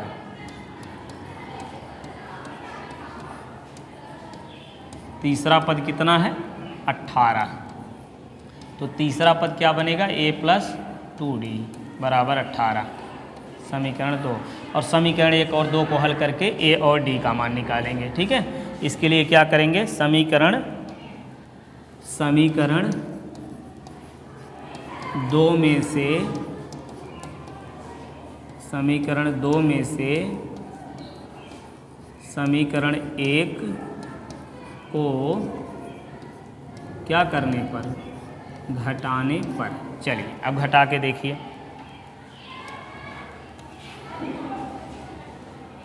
घटाइए, क्या मिलेगा? ए प्लस 2d बराबर 18 और ए प्लस डी बराबर 14। ए ये घटाइए, ए से कट गया, 2d में से d घटाइए, d आ गया, इसको घटाइए 4, d का मान मिल गया। अब यही मान समीकरण 1 में रख लो। क्या लिखेंगे? d का मान समीकरण 1 में रखने पर, समीकरण 1 में रखिए a प्लस डी बराबर 14, यही ना है। a प्लस डी की जगह 4 लिखो बराबर 14, तो a बराबर आपका आ गया 14 माइनस 4, तो a बराबर आ गया आपका 10। ठीक है, a और d मिल गया। अब इसमें पूछा क्या जा रहा है उसको देखिए ध्यान से। क्या पूछ रहे हैं? AP के प्रथम 51 पदों का योगफल। तो n पदों के योगफल का फार्मूला होता है SN बराबर n/2 और फिर 2a plus n minus 1 into D, ये होता है फार्मूला। अब 51 पदों का योगफल फटाफट निकाल लीजिए। 51 पदों का योगफल, तो n की जगह देखिए कितना हो जाएगा 51 पदों का योगफल, तो 51/2। अभी लिखिए 2 गुणे a का मान 10 और प्लस 51 माइनस 1, ठीक है, और d का मान कितना है 4, रख लीजिए यहीं पे। ये आपका आ गया 51/2, आई 10 दूनी 20 प्लस 50 में से 51 में से 1 घटाइए 50 गुणे 4, ठीक, ये मिला 51/2 और ये हो गया 20 प्लस 5 चौक 20, ये 200, ठीक है। तो ये आया 51/2 गुणे 220, 2 से काटिए 1 1 0। अब ये 51 का इसमें गुणा कर लीजिए, काम हो जाएगा। 0 लिखिए, 11 एकम 11, 1 बचा, 11 पचे 55, 55 1 56, तो इतना आ जाएगा। ठीक है, तो ये हो गया 26वां प्रश्न। अब इसके बाद हम लगाएंगे, यदि बिंदु x y बिंदुओं 3 6 और -3 4 से समदूरस्थ हैं तो x y में संबंध ज्ञात कीजिए। क्या कह रहे हैं कि बिंदु, कौन सा बिंदु, इसको चलो P मान लेते हैं, ठीक है, P x y, और बिंदुओं कौन से हैं, बिंदुओं A कितना 3, 6 और ये B ले लो, ये B कितना है -3 4 से समदूरस्थ हैं, से क्या हैं, समदूरस्थ हैं।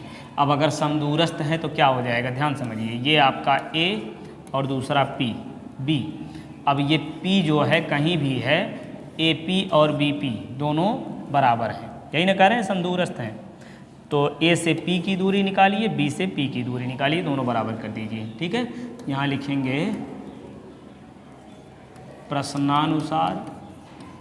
प्रश्नानुसार क्या मिला, AP बराबर BP, निकाल लो। AP, A से P की दूरी, A से P की दूरी कितना बनेगा,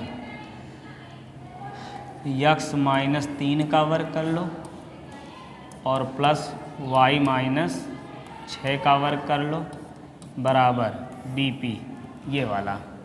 तो x -3 ये +3 हो जाएगा और प्लस y -4 का वर्ग। अब इसको सॉल्व करो फटाफट, तो आएगा x², ये एक काम करो पहले दोनों तरफ वर्ग कर लो, दोनों पक्षों का वर्ग करने पर,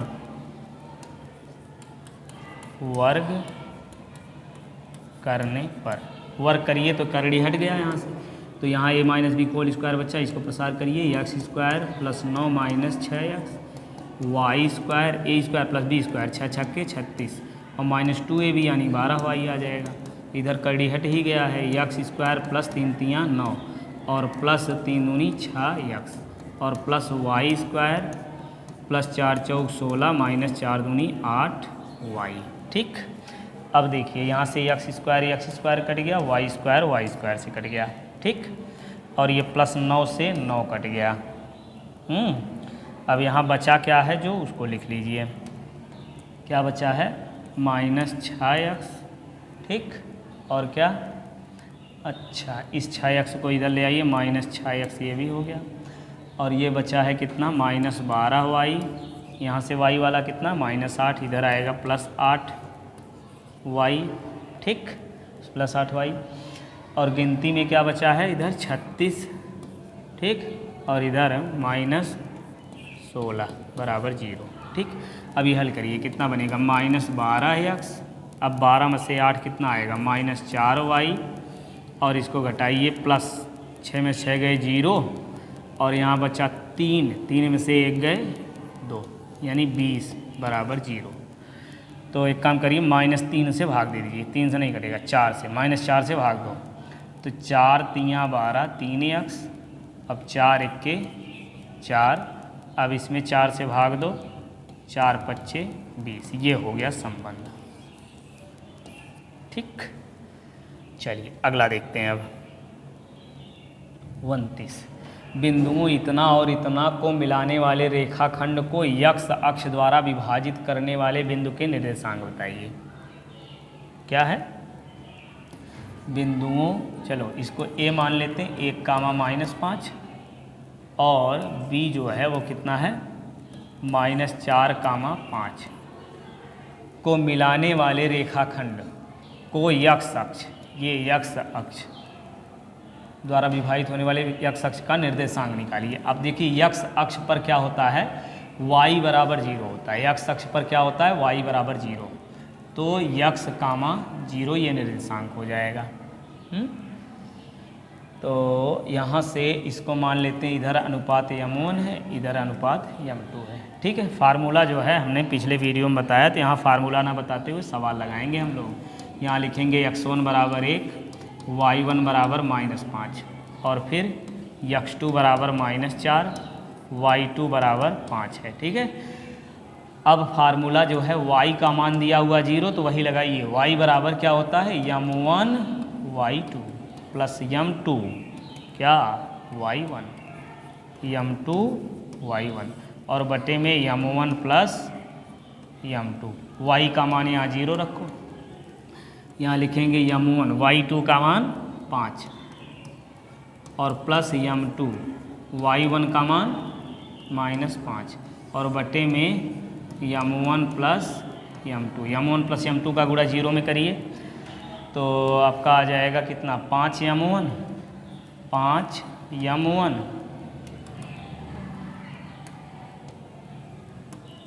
ये आया 5m1, और फिर ये -5m2 बराबर 0, तो ये मिल गया 5m1 बराबर 5m2। तो m1 बटे m2 बराबर 5/5, यानी 1/1, 1:1 आ गया। ठीक है, m1 का मान 1 और m2 का मान 1 हो जाएगा। अब यक्ष का मान निकालना, तो निकाल लीजिए, m1 x2 plus m2 x1 बटे m1 प्लस m2।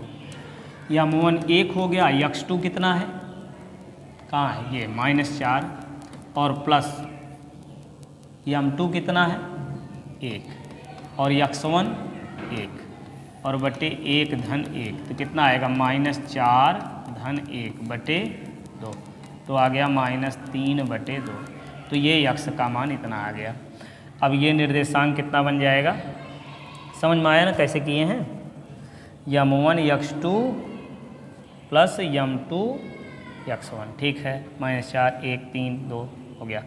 तो ये निर्देशांक क्या हो जाएगा, 3/2 कामा 0। ठीक, उस बिंदु का निर्देशांक -3/2 कामा 0 हो जाएगा। चलिए अब अगला देखते हैं, ये 30वां प्रश्न है। इसमें क्या किया जा रहा है, समांतर चतुर्भुज ABCD की बढ़ाई गई भुजा AD पर स्थित E एक बिंदु है तथा BE भुजा CD को F पर प्रतिच्छेदित करती, दर्शाइए कि त्रिभुज ABE और CFB समरूप हैं। ठीक, और यही प्रश्न ऐसे भी पूछा जा सकता है, समांतर चतुर्भुज ABCD। चलिए पहले तो समांतर चतुर्भुज बना लें हम लोग। ये लो, समांतर चतुर्भुज क्या है, ABCD। समांतर चतुर्भुज ABCD की बढ़ाई गई भुजा AD पर स्थित बिंदु E है। ठीक है, चलिए यहाँ से बढ़ाई गई भुजा AD हो गई, इस पर कोई जो है स्थित बिंदु E है, इस पर ये मान लेते हैं कोई बिंदु E है। ठीक, यही ना।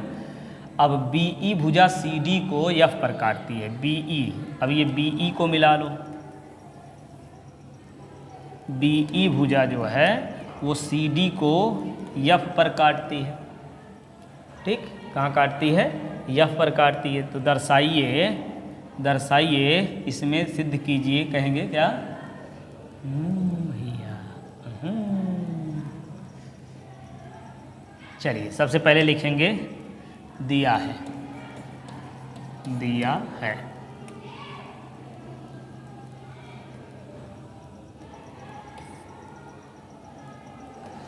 यहाँ लिखेंगे दिया है।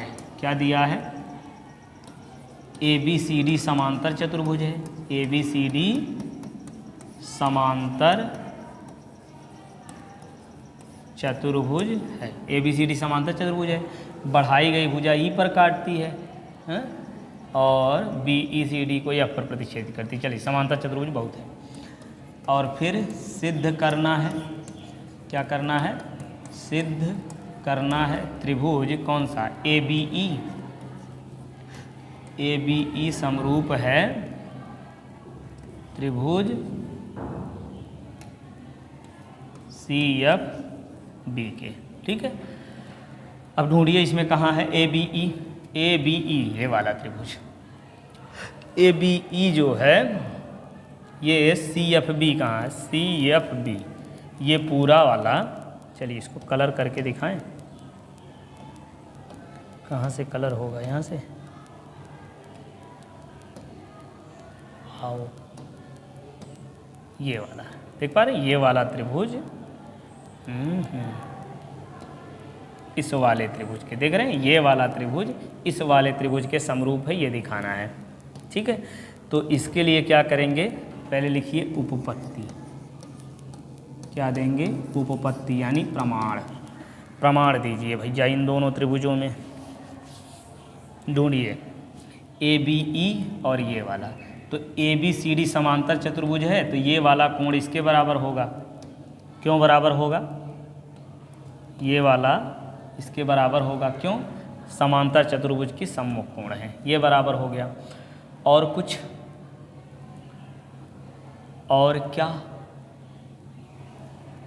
ये वाला और ये वाला। तो देखिए ये दोनों समांतर रेखा है ना, ये समांतर रेखा तो ये तिर्यक रेखा बनेगी। तो ये वाला कोण इसके बराबर होगा, एकांतर कोण। दो कोण बराबर हो गया समरूप हो गया। ठीक, क्या लिखेंगे? उपपत्ति में त्रिभुज ABE व त्रिभुज CFB में, ठीक है, इन दोनों में क्या है? कोण A बराबर कोण C के।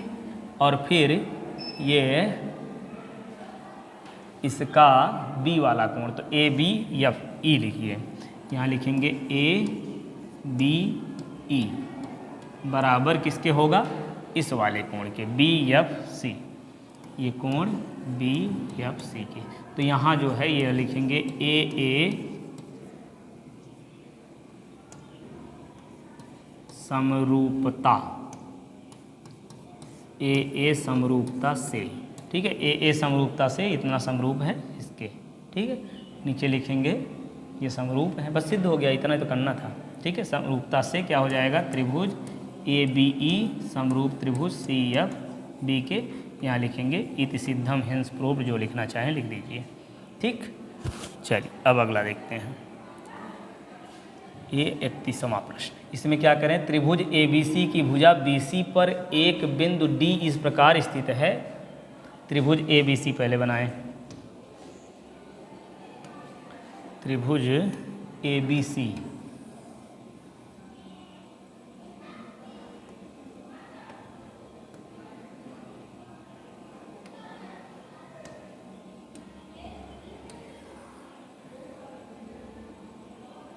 अच्छा है, इसमें भी सिद्ध करना। देखिए स्टेप कैसे रहेगा उसको भी चलिए स्पष्ट करके फिर लिखते चलते हैं ना।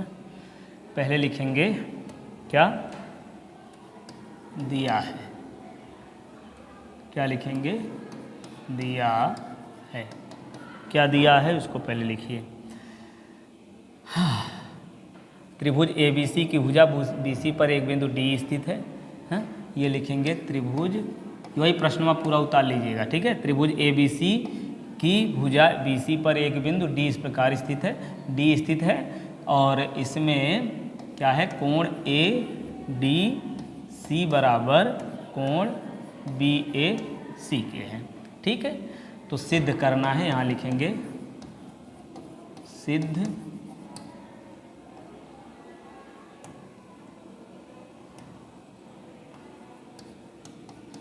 सिद्ध करना है क्या, ए सी स्क्वायर बराबर C B into C D. ठीक, ये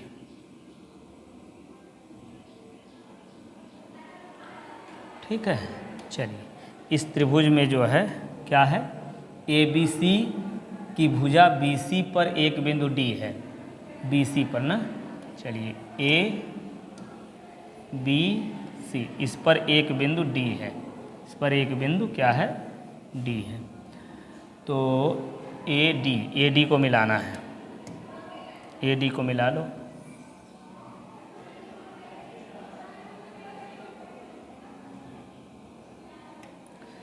ए डी को मिला लिए। अब जो है ये हो गया, अब क्या करेंगे, सिद्ध करना है, ये भी हो गया। अब लिखेंगे उपपत्ति। क्या लिखेंगे, उपपत्ति। आप नीचे लिखेंगे, जगह नहीं, यहाँ शुरू कर रहे हैं। उपपत्ति में क्या लिखेंगे, देखिए ए सी ले आना ना, ए सी 2 बार लाना है, सी बी लाना, सी बी कहाँ है, ये सी बी, और सी डी लाना है, सी डी ये वाला। तो ऐसे 2 त्रिभुज लीजिए जिसकी ये भुजाएं हों। ठीक, तो एक तो ए बी सी ले लो, दूसरा ए डी सी ले लो। त्रिभुज ए बी सी व त्रिभुज ए डी सी में, इन दोनों त्रिभुजों में देखिए, इन दोनों त्रिभुजों में क्या देखेंगे हम कि इन दोनों त्रिभुजों में ए डी सी देख पा रहे हैं, ए डी सी बराबर बी ए सी, ये दिया हुआ है। ठीक है, ये तो दिया है, यहाँ लिखेंगे ये दिया है। ठीक, और क्या, ए बी सी का ये सी वाला, ए डी सी का ये सी वाला, दोनों बराबर है ना। तो ए बी सी का सी वाला कैसे लिखेंगे, ए सी बी, समझ रहे हैं, ए सी बी लिखिए या बी ए सी लिखिए। ठीक, बराबर। अगला क्या होगा, इस छोटे वाले में सी वाला कौन बनेगा, ए सी डी। ठीक, ये क्या है, उभयनिष्ठ हैं। अब समझिए, यदि 2 कोण बराबर हैं तो तीसरा भी बराबर ही होगा, है ना। 2 कोण बराबर है, तीसरा बराबर होता है। चलिए तीसरा भी लिख देते हैं, क्योंकि संगत कोण अभी, संगत भुजा अभी निकालनी होगी ना, तो कोण लिखे रहेंगे तो निकालने में आसान होगी। या तो यदि आप 2 ही लिखना चाहें तो तीसरा वाला कहीं रफ पे अलग से लिख दीजिए। चलिए, यहाँ कोने में हम लिख दे रहे हैं। एक बार, ओहो उल्टा कर लिए ना, बड़ा वाला त्रिभुज पहले लिखे हैं तो बड़ा वाला इसमें पहले लिखना चाहिए था। यहाँ छोटा वाला पहले लिखे फिर बड़ा वाला, तो यहाँ भी पहले छोटा वाला लिखिए। कौन, ए सी डी। यहाँ क्या लिखेंगे, ए सी,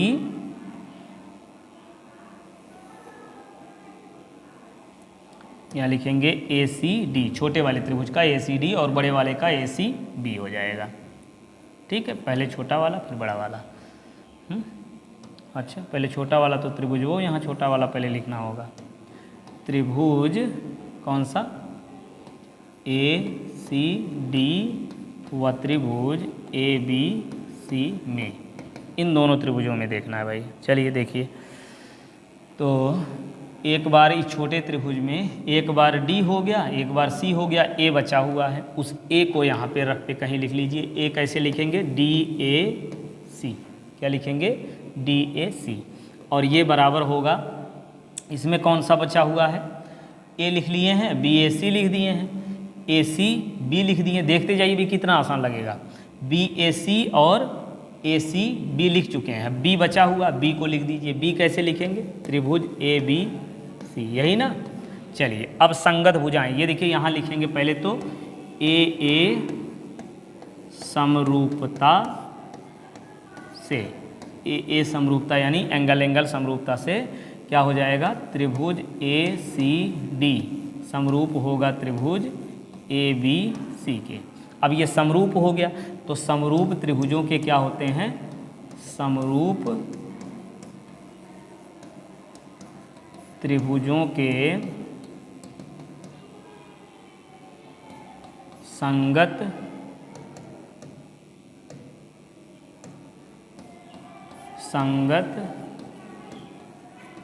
भुजाओं का अनुपात समान होता है। ठीक है, संगत भुजाओं का अनुपात क्या होता है? समान होता है। जब अनुपात समान होता है तो कर लीजिए, देखिए यहाँ से ADC के सामने की भुजा AC हो जाएगी, इसकी BC। ये तो AC BC लाना है कि नहीं लाना है? लाना है। तो यहाँ से लेंगे AC और बटे इसमें आएगा BC, और यहाँ से क्या बनेगा? AD, देख रहे हैं, AD बटे AB। तो AD AB तो लाना नहीं है कहीं, तो इसको छोड़ दो भैया। अगली भुजा ले, अगला कोण ले लो। अगला कौन सा? ये वाला बराबर। तो यहाँ से कौन आएगा? कौन आएगा? DC और बटे AC। समझ गए? तिरछा गुणा कर लो क्रॉस। ये AC गुणे AC का वर्ग, और इधर आएगा क्या? पहले CB लिखना तो पहले CB लिख लो। CB डॉट ये कितना? CD हो गया भैया। यही ना सिद्ध करना था, यहाँ लिख दीजिए हेंस प्रूव्ड। ठीक, क्या लिखेंगे? हेंस प्रूव्ड हो गया इस प्रकार से। ठीक है।